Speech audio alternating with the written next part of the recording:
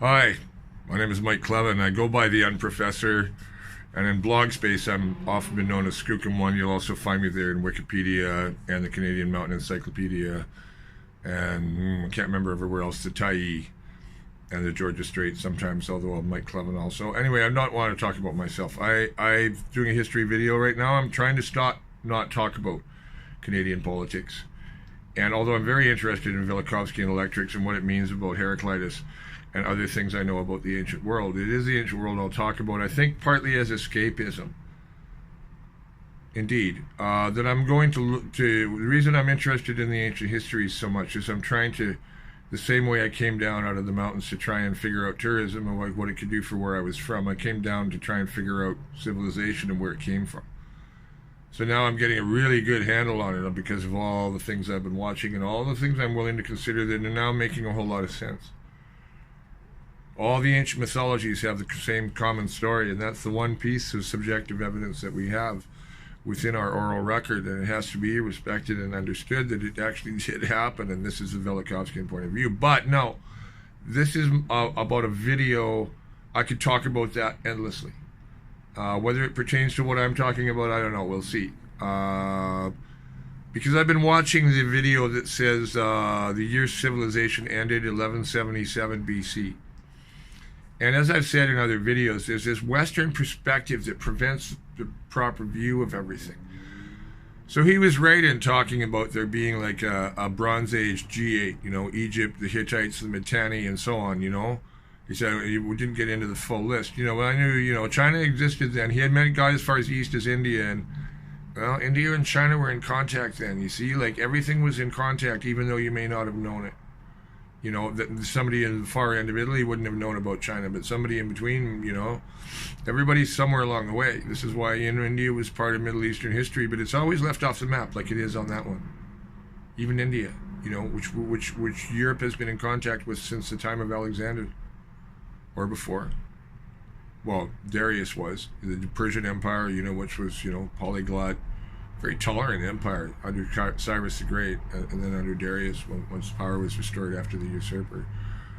Anyways, in 1177 BC, what the events that they get into talking about in that video, which I've watched before, they get into Thira, you know, and it's all about the Sea Peoples and who the Sea Peoples were. Well, there's a lot more I've seen on that since, you know, and there's a one I saw, a vlog or video from a guy from one of the Israeli universities who had traced the story of is it the 7 or the 10 plagues? It's been years since I've looked at at Exodus.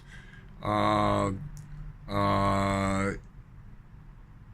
afflicted Egypt, including an explanation for the death of all the firstborn, which was very good. I thought it made a lot of sense. Anyways, and the escape over the Black Sea, and that it was supposedly related to Thira, but they also had them that they were the Hyksos, they were the Sea Peoples, and that they had a capital when they ruled Egypt on one of the eastern branches of the Nile, whose name I should have memorized, but I haven't. It's a great capital like Luxor, except it's totally gone. You know, it was built out of sand or mud or whatever they built in, or else they've never excavated it. There's a lot in Egypt that there's no money to excavate. And the same is true in Iraq. My late original humanities professor, Richard Sullivan, Dick Sullivan, he taught in prisons. He taught classics in prisons for guys coping with their problems, you know, teach the tragedies and stuff, you know. But yeah, he was a really cool guy. And he had digs. He had the necropolis at Alexandria. I can't remember what it's called. Heraklion? No. Yeah, I guess it's Heraklion. And he said our class was going on during the Iran-Iraq war. And he said he was losing 100 dig sites a day. No, that he'd lost 100 dig sites in the course of the war. So there'd be even more lost in the Gulf Wars. George Bush first, George Bush the second, you know, and the intermediate carpet bombing by Clinton, and all the time that the great liberal progressive Clinton with the smile that could play sax, be so charming, just like Mulroney. They're all showbiz politicians. Yes, people not see it. They've been showbiz since ancient times. That's what kingship is. Put on a show. Make some enemies. Make some friends. hold big weddings, hold big wars. That's what politics is. Anyway, 1177. So I've watched other things since about the date of that and when that happened. And it's been more dated now, not to the reign of Ramses III as this video I'm watching, the end of the year civilization ended 1177 BC says. No. It turns out that it's during I think it's Thutmose III or Thutmose, maybe the third, or Thutmose II, something back 1700 BC. Okay. And then there's this other matter about the Israeli University video I mentioned. You know, they had the usual Mount Sinai rationalization, and this other place up towards the actual Israeli border that they claim was the location, but it's just not the location, because I've seen the Jebel al-Las thing in Saudi Arabia, and that there are wagon wheels on the bottom of the Gulf of Aqaba. It's very convincing evidence. I'm sorry, this other side that still says it went this way and never crossed the Gulf. I don't know. We've got the evidence. Okay, somehow it happened, and maybe this all had to do with the magnetics, like the appearance of the bridge. You know, some kind of warp effect that accompanied the eruption of Thira. Now, Thira did definitely cause the red rain and the plague of frogs and whatever else, all the other plagues of Egypt. They're definitely the locusts. All of it would have been caused by the eruption. But the wave, you know, and the wave which would have destroyed the Argolith, which was where Mekine was, that makes this a little different, because the Hyksos are said to have gone there, some of them. But the Hyksos weren't just the Israelis. They weren't just the Hebrews.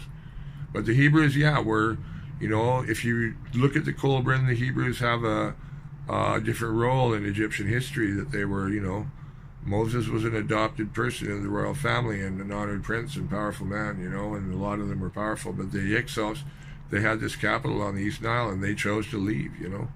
And then I guess maybe at the same time as eruption, or because of the eruption, or maybe Moses knew about the eruption. I don't know. All I know is putting the stories together, right? But apparently it's 1700. But also the Western perspective of it, you know, it would have been good if he'd gone and looked at the Asian records, you know. But, well, no, Thira wouldn't have affected Asia all that much, except for darkening the world for, yeah, it caused a dark age after the eruption of Thira, of course. You know, and I've been to Akrotiri on Santorini, and it was evacuated before it was buried by ash. But when that island blew, what was on it, who knows? Who knows? It was forgotten. And then, no, it's not Atlantis, I don't think. Atlantis was something else. Atlantis was 10,000 years before. As Plato says, and as the Egyptians say, we have to take things at face value and start listening to them at face value, because that's what these Velikovskian videos do, and a lot of other ancient history videos do. But people get all weird, kind of, you know, space aliens and stuff about it. No, it's simpler than that. You know, we were really different. The world was really different. And when the seas came up, the history of our past is under the oceans, my friends. The history of our past is below the seas. Some will be hidden in the hills. Some things, even 10,000 years old, still stand. I didn't know about Tel Carmel until yesterday, and Tel Harmelka.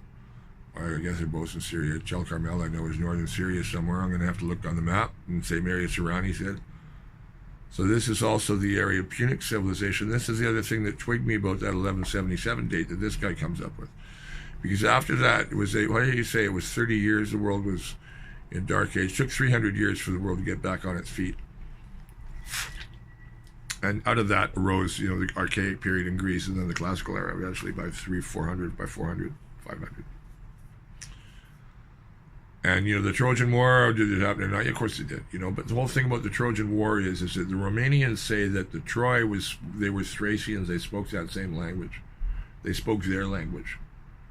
And that Aeneas, who went to Carthage, was founded around 1200 BC. As far as I know, I think so.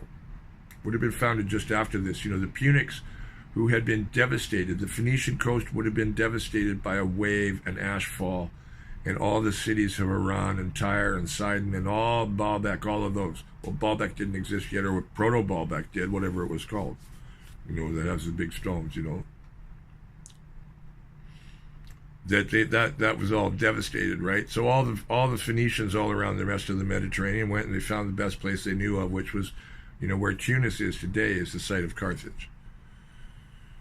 destroyed utterly by the Romans, including all this great library, but all this art and, you know, a lot of what you think is Roman culture is Carthaginian, but they didn't have the state institution or a god emperor. They were just really efficient. Were they capitalists or traders? They were kind of internationalists, I guess. And, you know, they were in touch with the British Isles, Scandinavians. They were in touch with the Canaries. They must have been in touch with the New World. Anybody who says they're not is just somebody who says, you know, it's so obvious. Anyway, so Carthage came out of this foundation of the post-devastation, as did, you know, the rise of David and Solomon in Israel, in the kingdom of Israel for its brief existence until wiped out by whomever next, you know, because it got wiped out a few times, right? And the dispersal of the 10 tribes, and they were along the road into Asia, which is why, you know, Issa Yosef ben Mariam, one called Yeshua, you know, the Nazarene. That's why he went east, because he was gone. He'd been told when he was young by the Magi, they must have come back and taught him or got him and took him back along the road through across Persia, through Bactria, where there's traces of Khazari communities and, you know, traces they say they're Jewish, you know, and the same in China, you know, the Kaifeng Jews, you know, that, and Manichaean Christianity was all the way in southern, you know, the world was much more interconnected than the common popular conception of the separated cultures. And this is what we have to be in the modern age, all us people looking at ancient history and ancient science and trying to make sense of it all. And this is all about our own modern politics. Like I say, this is escapism on my part, a bit, except it's the machinations of power. I'm here on the fringes of the empire, where the land is being taken from the people outside the empire by armed force without legal justification, and just lies and lies and lies. It's the Roman system. We are still Roman civilization, the Roman way of doing things. Divide and conquer. Just ignore other people's laws, impose your own. This is the Canadian Empire. The Dominion. The Dominion. You know, like in Star Trek Deep Space Nine, where you don't know who anybody is and what they're really up to? Yeah, the Dominion. This is the Dominion of Canada, the term that was invented to not offend the Americans by saying the Kingdom of Canada, when it was devolved from being a colony, the colony of Canada. Anyways, so ancient history is more important than most people think, because it's how we became who we are, and the political institutions and the ways of doing things, but also the mentality of erasing the history of others in order to assert your own view of it. And this is our modern media do this all the time. Left, right, progressive, center, they all do it. And maybe that's what I'm trying to do, but what I'm really trying to do is open your eyes to all the scope of history and where we are and what's up with this world we live in. And what's up with my own country, you know. This is partly because I'm looking at ancient history to understand human behavior with politics. Geopolitics is called the relationship of politics to space, and political geography is a little bit different. Of space to politics. It's the other way around.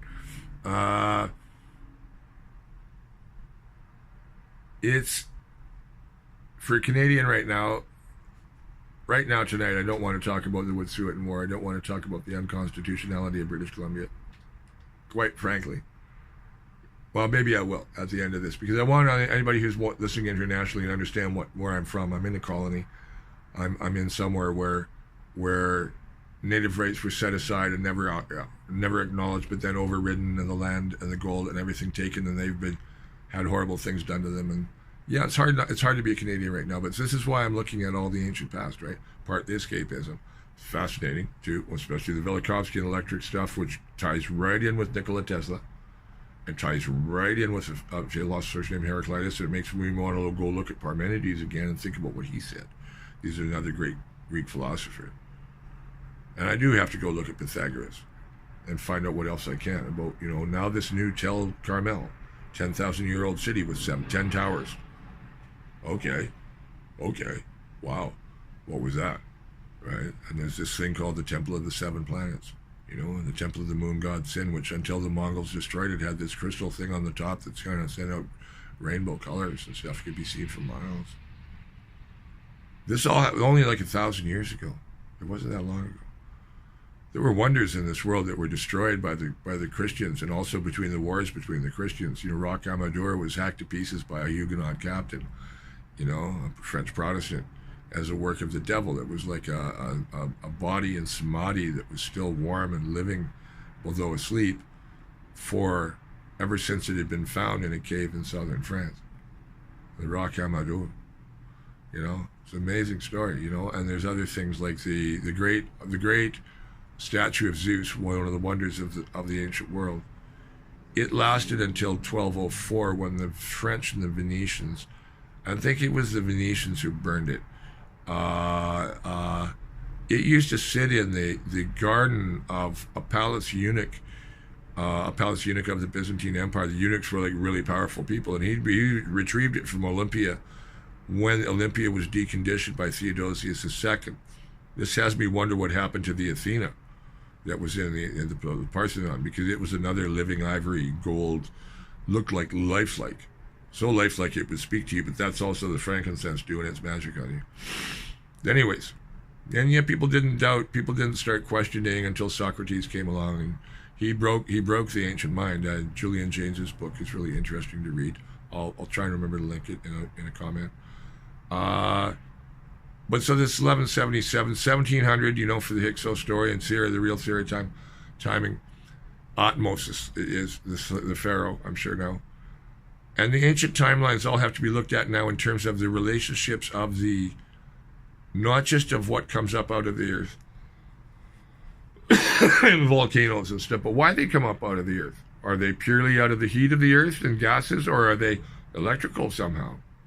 They certainly seem to be, what with all the lightning that comes with them, you know?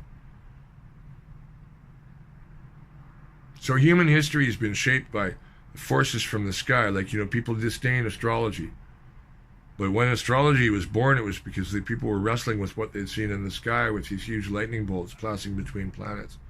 And the planets looked a lot larger because there was this weird convergence where, you know, they talk in the videos, they talk about being chaos. Well, really, I think it's just like a rhythmic chaos. It's like a certain point when they're coming together in harmonics, as a musician, it would mean that there's a certain oscillation going on every so many thousand years where they do come together and do their little exchange of components and maybe rearrange themselves again, and rearrange Earth again, maybe toss some rocks back and forth, and then they go out back to their orbit, you know, and all the relations between what Titan is and how new it is, what it looks like Venus and us, and who we are, and all this stuff is very interesting. I'm into planetology like I'm into everything, Greek philosophy, Egyptian philosophy, Chinese philosophy, wherever, you know, science, oceanography.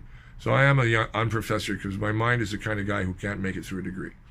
But I have a lot of knowledge that I need to share with the world. And right now I'm a kind of like a fourfold vlogger.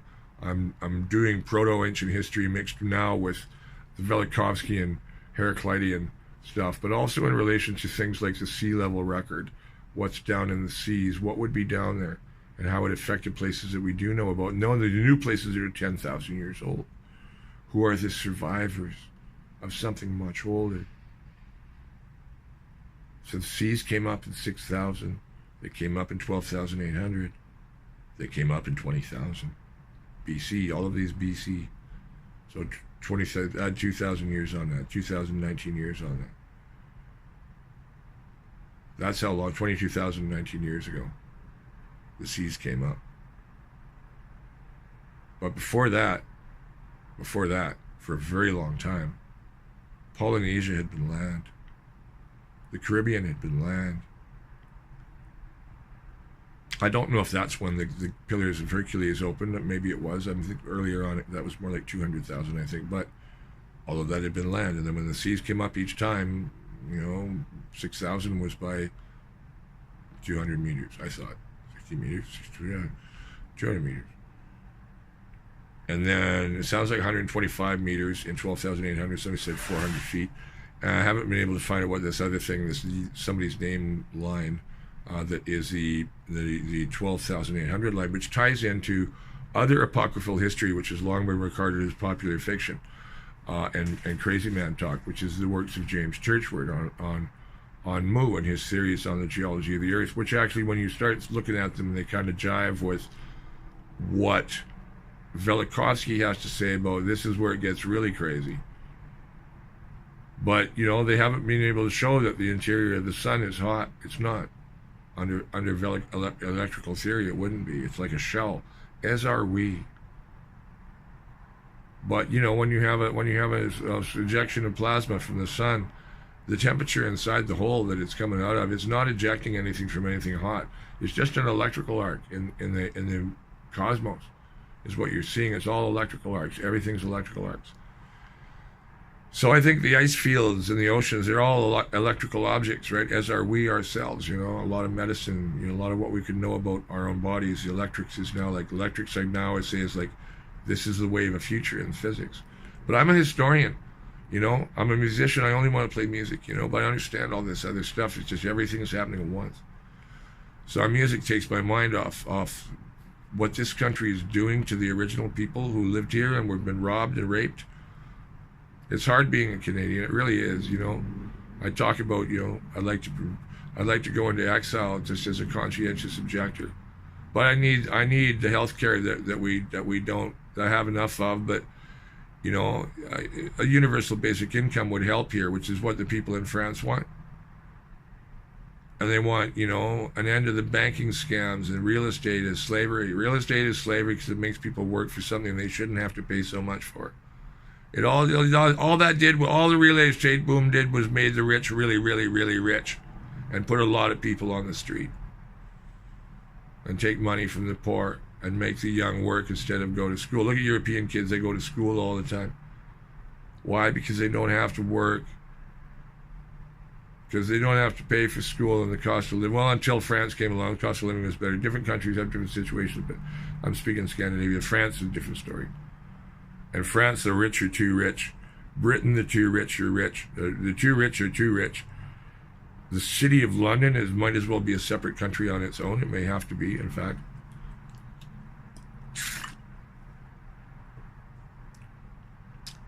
But the wrong people are in control of politics, and this means that the political systems are failing, which is why the fifth republic is going to fall. The Dominion of Canada is right now shaken to its own legal core by using military action somewhere that it has no right to even have authority in. And now the United Nations has told the BC government, you stop building Site C. Well, I bet you won't want to hear what the UN is going to say about the Wet'suwet'en arrests. Now, there's been but the Wet'suwet'en are holding their territory, but things are calming down for now. But the Prime Minister, I don't really comment because I didn't see the meeting today, but I did see rednecks mocking a Native woman for deriding them for ignoring Native rights just for their own jobs. And those guys, you know, their kids' futures, if they care about their kids' futures, they immediately go find work in another industry. And this is addressed to the Canadian Yellow Vests. You buddies, if you get like the French Yellow Vests and want democracy for everybody and good jobs for everyone, go learn another trade, and, you know, vote for parties that will fund you learning a new trade like solar or geothermal. Huge work in geothermal. You have more power under your feet in geothermal than you'll ever pull out in fossil fuels ever again. And you can use that technology to help your kids to build a world they can survive in, because what's coming, sirs, is very dangerous. And I'm speaking to all Canadians and all citizens of the world about this. Making sure this is recording. I'm looking, I can't even see my mom on my, it was just not the wrong shape for me to know that it's on or off. My eyes can't see much. I took my glasses off because I can't see with or without them, so I might as well see without them. But not see without them, I mean. Anyways, that all of ancient history is important. All of this study of science is important. For everybody to know everything, the education has to be free. To everyone. To every possible talented little kid, you know. And the whole idea that there is somebody inferior to you that could be yelled at and jeered at because they don't want to listen to you lie and pretend that the law doesn't apply because you want a pipeline so that you'll have work for the next so many years. And then what after that? What's after that pipeline, you know? What next? What other mega project are you going to work on? You're only going to know how to build pipelines. You're only going to know how to build maybe refineries. You know how to fix cars and build houses, but you don't know how to build advanced technology. And we're being left in the dust. Take one look at China. We are being left in the dust technologically. Anybody who's been to Scandinavia or Germany knows that. You know, we are being left in the dust technology. We're becoming a Rust Belt country like Russia is, and Ohio is, and Michigan. We're a Rust Belt country in the thin white line, the long thin white line I call the settlement belt, you know, the Trans-Canada Highway belt and the settled part of the British Columbia. But even the settled parts of British Columbia, which are more northerly than other provinces, are still mostly native. The Caribou, the Amanika, the Nechako, the Skeena, the Bulkley, definitely the north, the northeast, you know.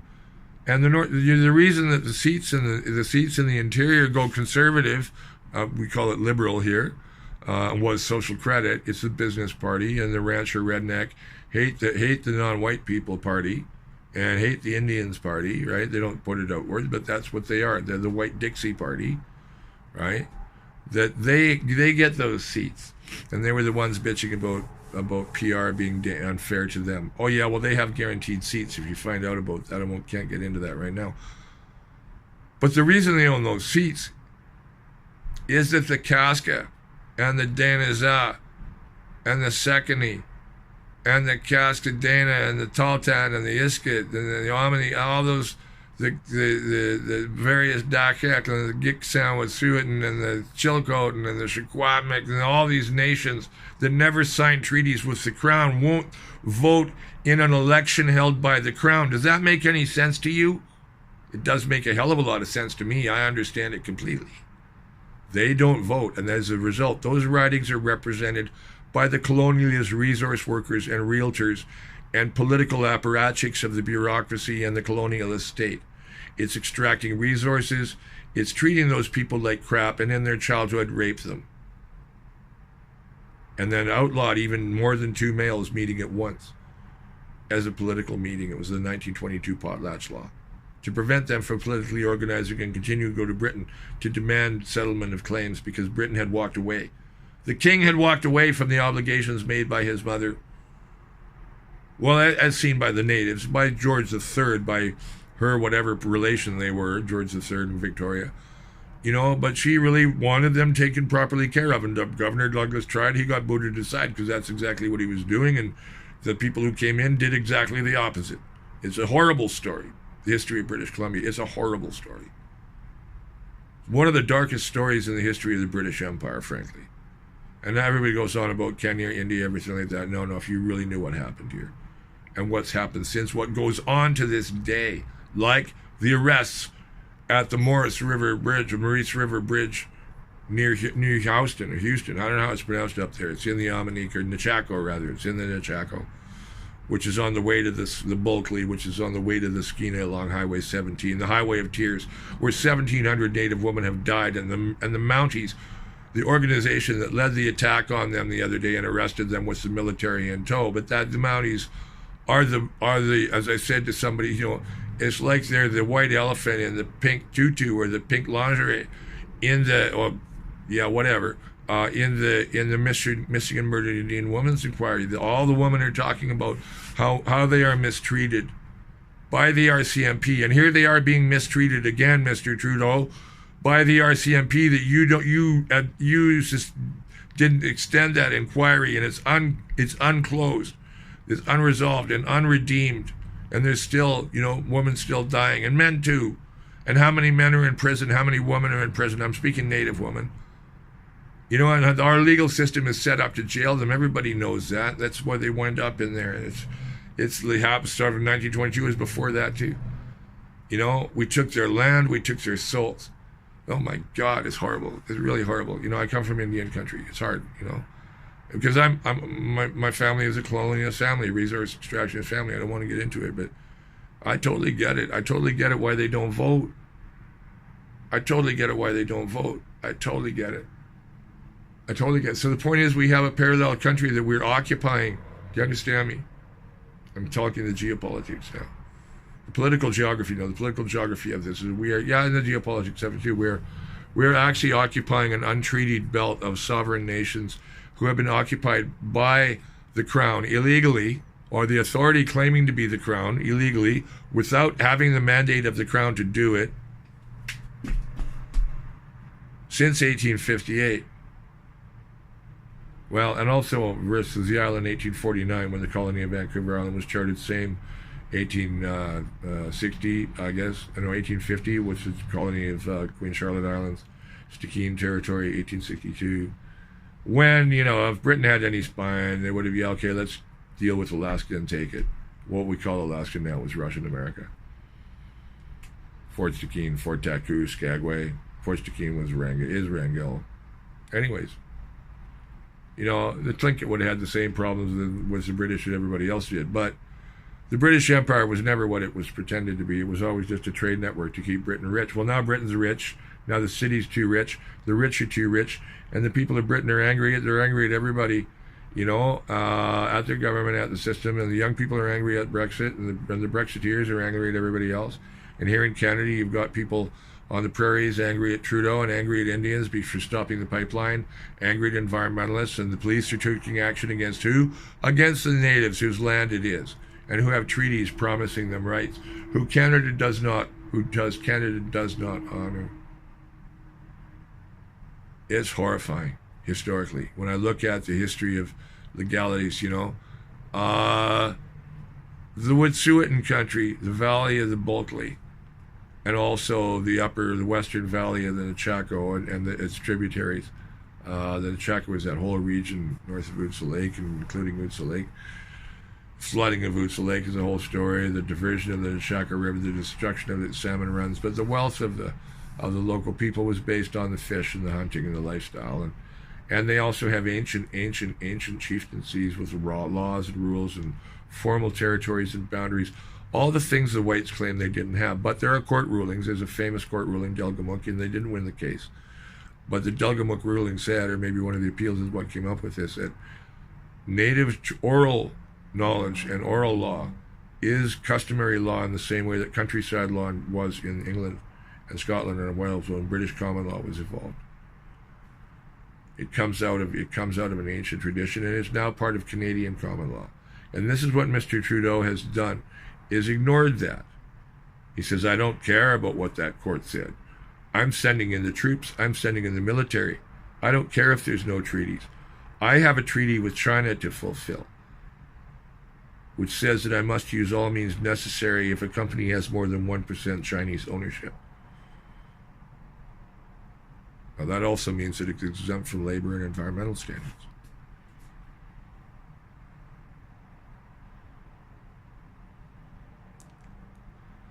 It's a complicated matter, but essentially Mr. Trudeau is denying reality. He's denying what will happen is all of these charges will be dismissed by the courts. How many $1 million did this operation cost? I've asked it several times. We won't be told.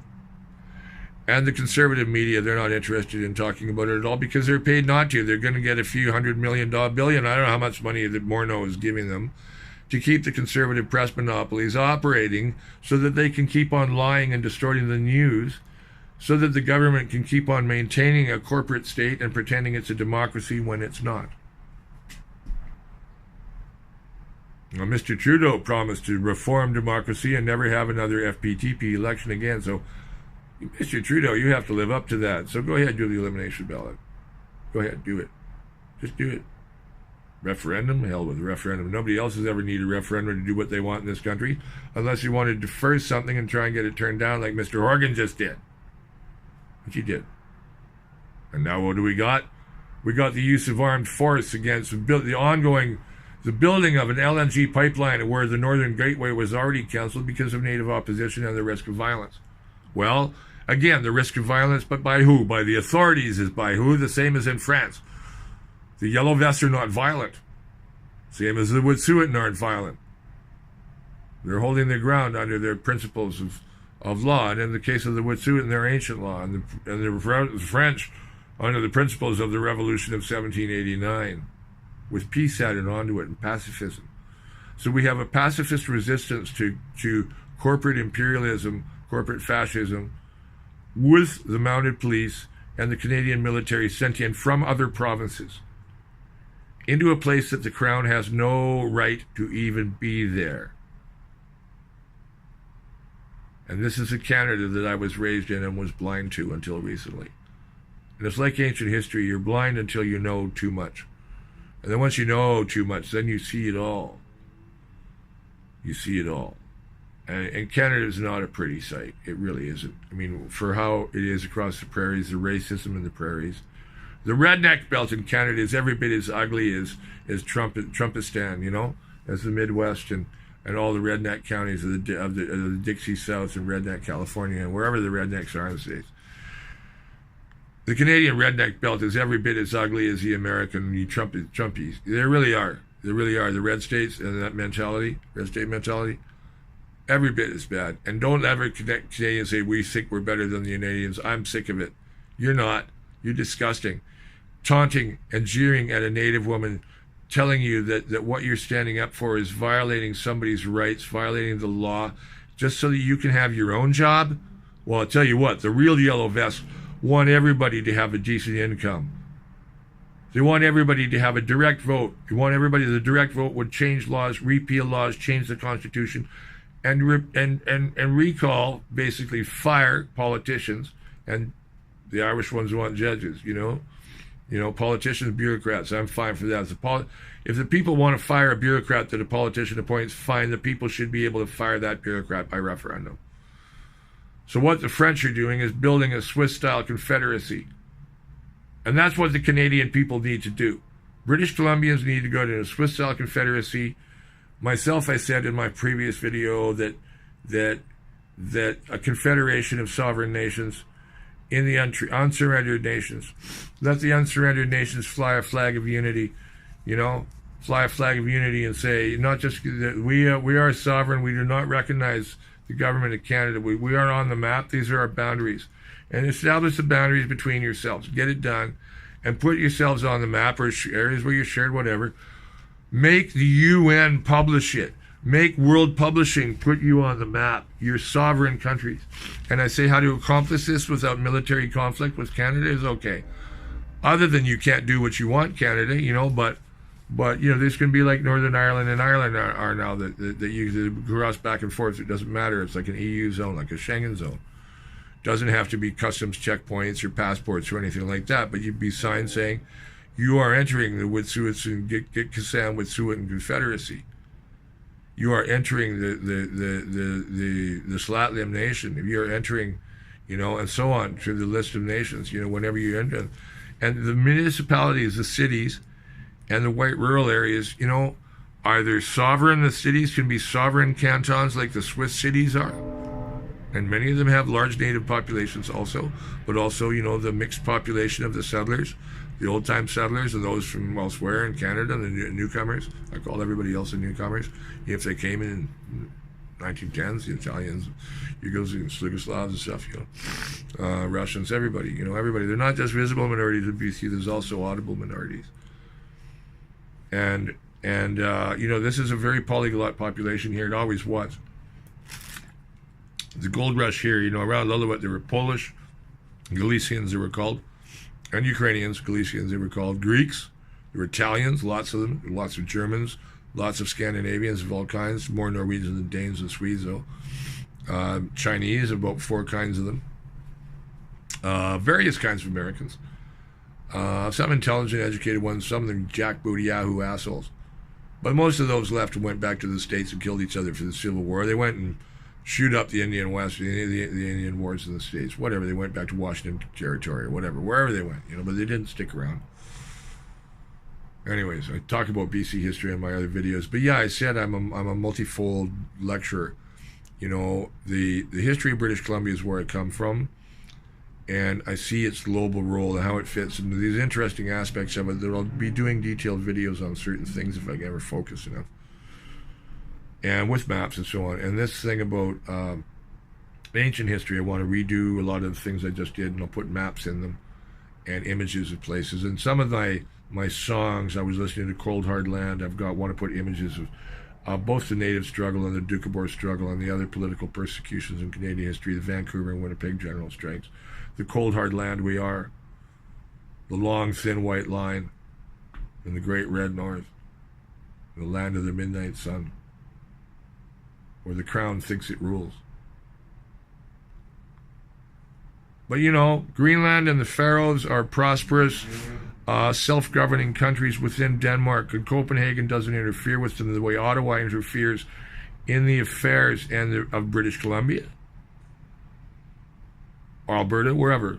Ottawa is a foreign entity controlled by Quebec and Ontario, who sent conquest into the West. The occupying forces, currently the RCMP, were founded to subdue the West and bring the Indians to heel. It's an ugly story. They just have this great PR package with the funny red coats and the jodhpurs and the hats and the lances and the horses. And Nelson Eddy singing in the mountains. You know, it's all candy. It's like really, really bad cheesecake.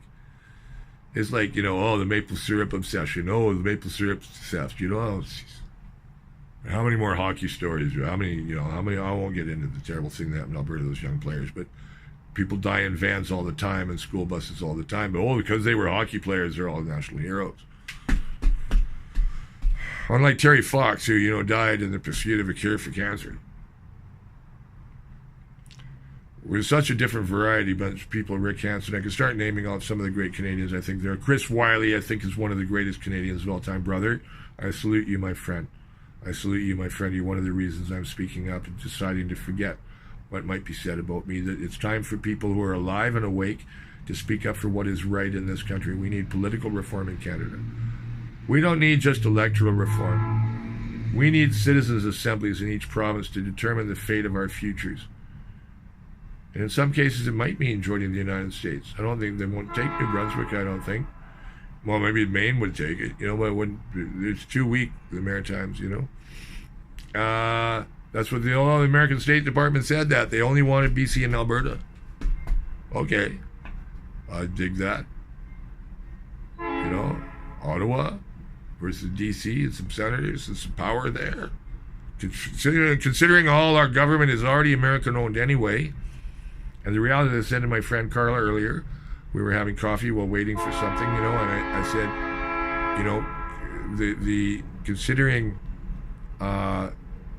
considering the Americans already own most of the British Columbia infrastructure now, the railway, 3 railways they bought up that had been provincially owned, in other words, owned by the public, that were basically given to them in return for political donations. The ferry company, the museum, all these agencies and crown corporations are now operated by American companies or American management of some kind and outsourcing. We have PPPs, private-public partnerships, public-private, whatever the term is, PPPs. So you have Teck Cominco, which is CP Minerals, Canadian Pacific Minerals Division, Cominco, Columbia Mining Company. And then Teck bought them up. And Teck, I can't remember all the connections. All the mining, there's a big scandal with Teck right now that's kept out of the papers because guess who is a major contributor? No owner has shares in maybe even in the hedge fund, the New York hedge fund that controls the Vancouver papers. How did that happen? Well, I'll talk about Mr. Harper and that meeting in New York. You remember that? Yeah, okay. The meeting in New York, when he didn't go to the UN, he met with Murdoch and someone else about it. He got Sun Media license and got, can't remember the guys at Pelodeau in Quebec. It's the magnate, the media magnate there. That's the right-wing media magnate. He's the French Fox. No doubt he's cool with the BFM. I bet their coverage of the Gilets jaunes is disgusting. Right? So I don't know. Let's try to get my Canadian and other my Manitoban and Albertain friends, yeah, they clue into it, right? A couple of the Acadians, but most of the Quebecois there, I don't know what they're thinking about the Gilets jaunes, except all I know is Quebec is the one province that, where the kids do stand up for what they want. Quebecers will stand up for what they want, like the French did. But let the natives not be underestimated. These are people who thronged Ottawa in 30 below weather, 30,000 people. One guy walked from Ngava Bay across Quebec in the snow. These are not the people who go to the mall and send their kids to the hockey rink and get these huge paychecks and live in nice big warm houses and take holidays in the tropics or in the States, go shopping in the States for cheaper clothes. And don't mind if the colored people work in the service industry, so long as they don't get out of line and so long as they don't vote. As they do get into politics, we'll call them names. And the native people we don't want in politics, we want to call them a name. That thing that happened in Regina with the woman being jeered at by the pro-pipeline protesters was disgusting. Disgusting. As was the Prime Minister patronizing the woman who pointed out to him the illegality of what he was doing, and he thanked her for perspective and tried to spin it. He'd been spinning all afternoon. It's all the boy does. And if you behave like a boy, sir, you're a boy. Don't try and be your papa. If you'd been your papa, well, I would have been arrested by now, I think. I don't think your papa could have controlled the internet either, though. The internet's going to liberate us all. I'm into digital TNN, man. I hope everybody who's still listening gives that some thought. Everybody, we are history. Your parents' story is our history. And the ancient history that you don't know, and the political history of British Columbia and of Canada, and the actual structure of it, especially in relation to the natives. But also the reasons why they're importing immigrants, because they need something to pay for the pension plans. For all these people that are anti-immigrant, they're complaining about the very people who are being imported into the country to pay for their pension plans that they're so concerned about. The lack of education and civics in this country is atrocious. And one of the reasons why is when you're grade 8 or 9, you're streamed for industrial work. But also when you go into that line of work, you're streamed in the industrial wing of the shop for all the mentalities of the working class, which the industrialists cultivate, including hatred for minorities, hatred for hippies, hatred for environmentalists, hatred for anybody who tells you that your job is contaminating the world or hurting people or anything like that. Soldiers don't like being told that they kill people, but they do. I have friends that are soldiers of various kinds, mercs and soldiers, and I respect them all, you know, and some of them are the finest people I know. But they've done things that I never could, never would. You know, I was raised not to. Because this has to be a world of peace. And this is the message of the Gilets jaunes. This is the message of the Yellow Vest. And I want my Canadian Yellow Vest brothers, listen to me about the jobs that you should be learning. If you want good futures for your kids and good educations for them, you need to start developing a new path to technology for their future. Not letting the banks say, oh, we have all this stuff invested in these projects going, and all these guys who don't know how to do anything else. Well, no, there is all kinds of other things you can be doing that pay just the same. And if you develop it, and some of you have talent, you could go into those fields and develop everything from electric aviation to geoelectric power, like Tesla talked about, and all the technology that's there in the future to save the world. And the world needs saving. Your kids, you care about your kids. Then leave the oil monkey business behind and stop. Trudeau's an asshole, I agree. Trudeau's a total asshole, but so is she. You know, and the NDP are no better. They're all just industrialists. They all just want to keep on. They don't care about the people who are poor. They don't care about the people who are old or disabled or like me, who are just not like you. And our society doesn't value the poets, the creators, the musicians, unless they go to the States or the UK and become famous, in which case we love them. Then we love them. Then we brag about them. But you know what? Jim Carrey left Canada because Hamilton would have squashed him. He said so himself. We'll all love our BC stars, right? But they can't comment on our politics. It's too dangerous in show business. That's why I'm not an actor. I'm glad I'm not. But I could never stick in a bottle and acting. I can't stay inside a role. I don't behave on set the right way they want you to. Be nice and humble. Whatever politics, you know, Mike, they say nobody's going to listen to you if you're angry. You know, nobody and all this stuff and angry old white man. Well, somebody has to be angry. Somebody has to be angry because of all the disgusting stuff that goes on in this country, right? And people are just blasé about it. Do you care? I said to some people today that there's a war in this country. Sure, it's just a series of arrests, but it's basically a war. It's a war of troops from outside this province. RCMP are mostly from outside this province. Near entirely, in fact. And the military, there are no troops here. There's militia here, and there's a few guys at the Esquimalt and the Comox, but we don't have military in BC, Camp Chilcotin, when they go there to train, but they're from somewhere else in the country. I don't know where these guys came from, Edmonton or Petawawa or one of the bases in the Maritimes. I don't know. But they're all from other parts of Canada, and they all hate, same as the Manitobans that came to work with my father on the Bridge River Project, where Dad told them, if you don't like natives, because you don't like natives, they're racist pricks. They're from the prairies, Manitobans. They're nice people, but they're whites, but they're racist pricks, right? And they were rude to the natives in the valley. And this is Mrs. Ullman, Teresa Ullman, when I came back there in '96. That what she told me. She smiled, and I remember Dad And she said he told all those guys that if they didn't want to work with natives, they could get on the next train and leave the valley. That's my father. He may have built the dam, and the dam was a lake, but he respected the native people. Anyways, it's partly, I guess, because of him that I respect him too, and my mom, you know, who worked at the native school, also at Shalath, but also at St. Michael's for a while until she had to leave. She couldn't stand how the girls were treated. She'd never talk about it. The dark secrets in our past in Canada, we can't talk about them. We won't talk about them. I had people coming down to me today for simply saying that, you know, the Lower Mainland had this unfriendly problem. Oh, no, you can't say that. And I, like, just immediately you had this immediate dispute that and nothing was wrong. It's a standard story here, and a lot of people who move out of the Lower Mainland know what I'm talking about. There's a denial here that this isn't the best place in the world, and there's evils going on here. And it's all inevitable. They all say all this inevitably is kids having to work 2 jobs. All the kids at the Pizza Hut that I know and at the kiosk, do the phone kiosks in the mall, you know, they're having to work to keep the capitalists rich is what they're having to do. They're having to pay high tuition to keep the capitalists rich. They're having to pay high tuition to keep the bureaucrats rich. They're having to, you know, to keep the banks rolling in the huge pile of debt they have sunk into oil and gas.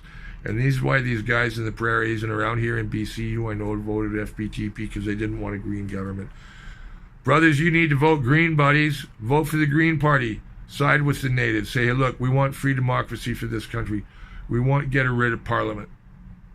You don't get rid of the courts. The courts are good. Just start appointing the judges better, and you can reach all judges too. Referendums. 1% of the population can launch a referendum in France. That's how the French want for this Citizens Initiative referendum. RIC is the initials in French. CIR in French, in English. Yeah, CIRs. So we have PPPs here. We have IPPs, you know, independent power producers. BC was privatized. The Americans own us. So we can't just repossess it all and say, well, this was all done illegally, because it was all done illegally. Like the Americans always do everything illegally. They bought our government by open bribery, and that government even went and changed the donation rules to allow them to donate even more. Holy cow. And you know what? The American progressive media won't report on this. Now, why is that? I don't know. Are they just blind? I don't know. I really don't understand. So, aside from that little side note, you know, that there's no way that we could repossess that without provoking the United States into taking action. And now, because of Mr. Harper, they have the perfect right to enter, send troops into Canada anytime they want for any reason.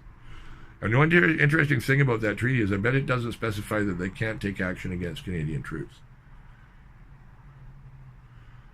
Because frankly, I'll tell you that the Americans don't want the TMX built. I'll tell you right now that they don't. They weren't impressed when Rachel Notley threatened to cut off the pipes to their own refineries. What a stupid thing for Rachel Notley to do. Everybody in Canada thinks they live in a bubble. They think, oh, it's so stupid. So do you think they didn't notice that? Come on now. Right? So do you think they really want to pay higher rates so that this pipeline can be built to make China happy, for a free trade happy? That's not going to happen. China will never get. They have FIPA. Why do they need a free trade deal? No, they don't want a free trade deal. Mr. Trudeau wants one. Silly fool. Yeah, but he's a silly fool from the same pandering people who sold out the people of British Columbia by selling our real estate overseas as an export product. And I'm calling out, is it Sutton or Sussex Realty? Sutton Realty, I think it is. Oh, I don't have a lawsuit on that. I don't want to say. Anyway, so whoever it was, you know, the whole attitude of the real estate people here who sold your property to people in other countries and went and sold developments here overseas. Doesn't matter what's Chinese or where it was. You know, that we have so much foreign ownership here that made life impossible for everybody else. This was planned, and this was set out to be done even before they went for the Hong Kong immigration. This was planned in 81. I was told directly about it by somebody in the industry who worked for Sutton or Sussex, one of the two big ones. And the attitude is, you know, well, no, it's we got to have mega projects to keep the boys working and the politicians distracted, and let's cut down all the trees. It'll keep the guys in the mills, and then we won't have any more revolutions like we did in the 30s. And like I said, you know, we had revolutions here. It's not when my Cold Hard Land song, we had the Vancouver Winnipeg General Strikes, all kinds of things, you know. the post-war veterans demonstrations, the occupation of Hotel Vancouver.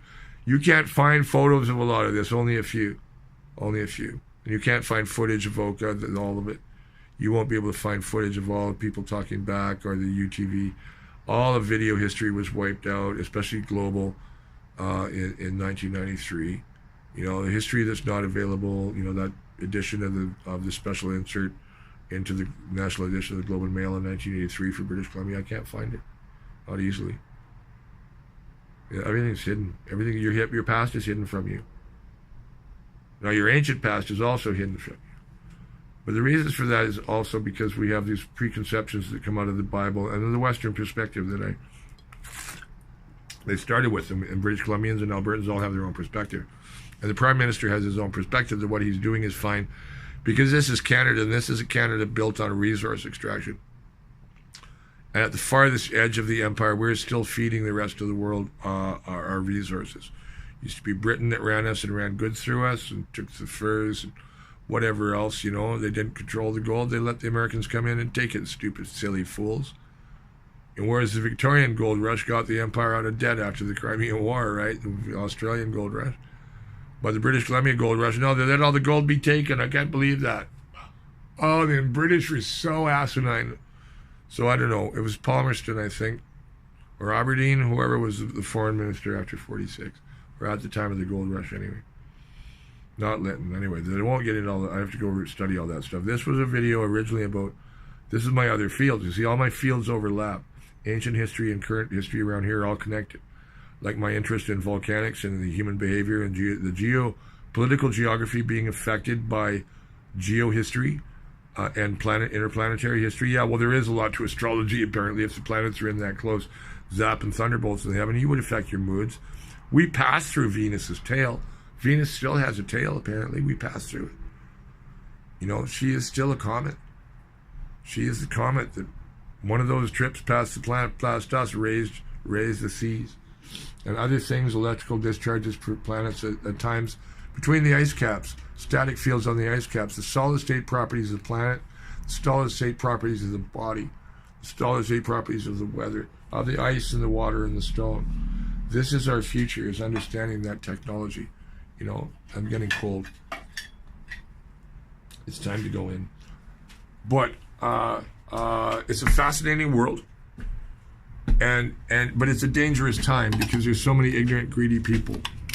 And so by looking at ancient history, I'm trying to find the sources of the greed and understand it. And it's in a trauma, as one video I've watched commented, that the entire civilization of humanity after the great disasters of the different years I've mentioned in the ancient times, the pre-Egyptian times, you know, and during Egyptian times, including Yautmosis, you know, the Thira eruption and also the Krakatoa eruption in 537 AD, and many others, you know, not just the power of the earth, but the power of, yes, the stars on the earth, you know, and on us, is probably a lot greater than we realize in our own history.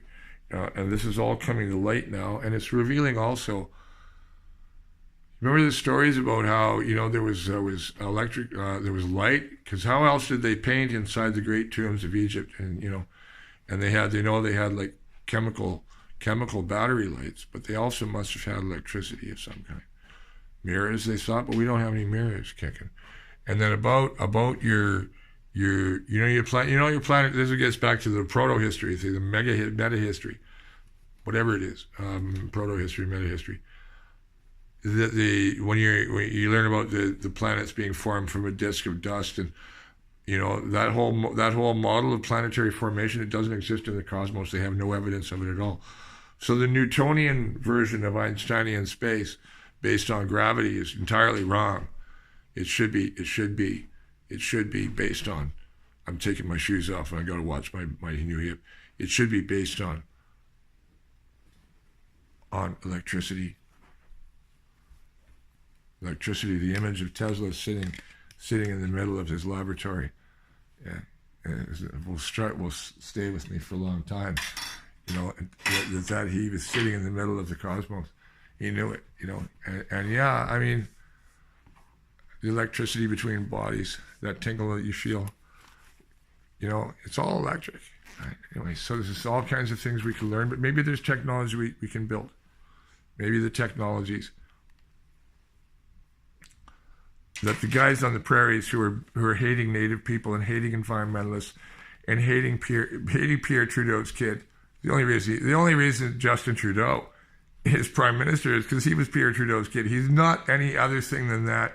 He's a Whistler bouncer and party boy, would rather be skiing. And I don't know, he got seduced by power and talked into it, and Fidel had told him years ago on Dad's train, his funeral train, you guys go into politics. Sash is the more interesting guy. He stayed out of it. I guess there's this deal. Well, you're doing this, I won't do that. He's a journalist. I don't think he has another name right now. Maybe he's not even being a journalist right now. He's certainly not doing politics. But we have a country being run by a corporate state using the power of the crown. But with the crown not having title. This needs to be in the International Court of Justice. And I say again that the solution for British Columbians, all of us, including the non-natives, is to say we want sovereignty. We don't. It's time to say the terms of union were broken. The terms of union with Canada were never satisfied. The same as the British Columbia did not have the treaties, and Canada didn't get the treaties that they were supposed to get. So none of that's been resolved. The terms of union are broken. The unsurrendered nations are unsurrendered nations, and I say to them, confederate. British Columbia can hang on to the white cities if it wants, but I say to the remaining of the white, let's call it the white cities, but they're Sikh and Chinese and everything else, and that you need to do what the Swiss do and get rid of the Parliament of British Columbia. Let Vancouver Island run Vancouver Island. And Vancouver, the wealth of the North, a lot of it needs to stay in the wealth in the North. And the people who need to get it are the First Nations whose land it is. That white people can't see this in this country truly disturbs me. Right? That people are so blind they don't care. Or that they would jeer at them as they're doing online and in the newspaper comment sections. And also, on the steps of the Regina legislature to a woman who was protesting back at them protesting. She's not Antifa. She's a woman. The woman who was arrested on the bridge, a woman. And our feminist prime minister, he talks about being, it's reconciliation. But reconciliation is not done by arresting women. By a group arresting women using the power of a paramilitary who are at suspect in the murdered and missing Indian woman's inquiry. It's so perverse, it's nightmarish. Just nightmarish when you stop and look at that and realize what's going on. These are the people that won't help women when they come in and talk about being raped. They make fun of them, they're cruel to them. And they were just used for political expediency by the oil companies, using our puppet prime minister. I weep for Canada. I do. I weep for what I thought we were. The Bobby Jimmy song, Canada. I remember all that. We thought we were the greatest country in the world. We were nice to our native people. No, we weren't. No, we weren't. And no, we aren't. We're awful. We're awful. And the native women who are dying, I won't get into all that. It's a horrible story. And the native men who are even more missing and murdered, we don't even know. Nobody talks about them. And yeah, the Idle No More had to do with native women being abused by native men, but the native men are being abused because their culture is broken and they all came from residential schools. Yeah, it's a nightmare. It's a nightmare. I can't imagine growing up native. I have native friends, and having gone through things in my own life, but not like institutionalized. Kind of. A Milltown school for a kid like me was kind of being in a deculturalization zone myself. But, the white privilege thing I did, I have white skin. It didn't help me in life because of other things. But to see this going on from a young prime minister who got the youth vote saying he was, would promise Gordon Downie he'd take care of the First Nations. Paternalistically, that's that line, paternalist. He's so paternalist, it's gross. Canada is a paternalist state that used armed conquest to take Western Canada from the people who wanted self-determination, which was Louis Riel's Northwest, and con British Columbia into it by a bunch of carpetbag capitalists who came up from California after the gold rush, sandbagged the governor, and then, you know, whatever, we wound up joining Canada, and both losing Skagway and Ketchikan, as well as completely violating the rights of the First Nations, taking their lives from them, their souls, their children, doing horrible things to them. Quite frankly, you gotta remember, it's not like an abstract thing. You did horrible things to them, or the government, the churches. These are not abstract things. These are like major liability damages in the hundreds of millions just in trees alone that came out of the Skeena and the Bulkley and the Nechako. I don't know what the figure is, but what percentage of it they got? Well, welfare payments, maybe. Maybe. And the diamond mine just up from Attawapiskat, one of the poorest countries in the poorest places in the country, is not in the news anymore because it's such an atrocious story they don't want to cover it. Canada has a lot of atrocities going on in broad daylight, and the media, what are the media doing? The media are covering celebrities getting the Giller Prize, or the Giller, or whatever it is. You know, I don't know how it is. Silly fucking fake Oscars for Canadian Canlit. Oh my God. Oh God. Oh God. The fake America of Canadian media is frightening what it's become. Anyways, I could go on all night. I won't launch into the CBC and the media now. So this is the kind of thing that goes to go on with the unprofessor, which is me, Mike Clevin, sticking my neck out in public by talking about the things that nobody talks about in this country, and things about history that people go like, look, he's talking about weird planetary theories and stuff like, yeah, well, somebody has to. So that's my thing, is somebody has to. You know, somebody talks about the unspeakable, well, somebody has to. Somebody has to be angry, well, somebody has to. I know too many fields for my own to be able to explain. I know too much for my own good goddamn good, as I've been saying. Good goddamn good. I'm going to practice that one. And so I go by the Professor Mike Clevin, Skookum1, Big Skookum. I hope you enjoyed this. Let me know if you thought about anything in the comments. If you have any questions, I'll be glad to answer them. Bye-bye.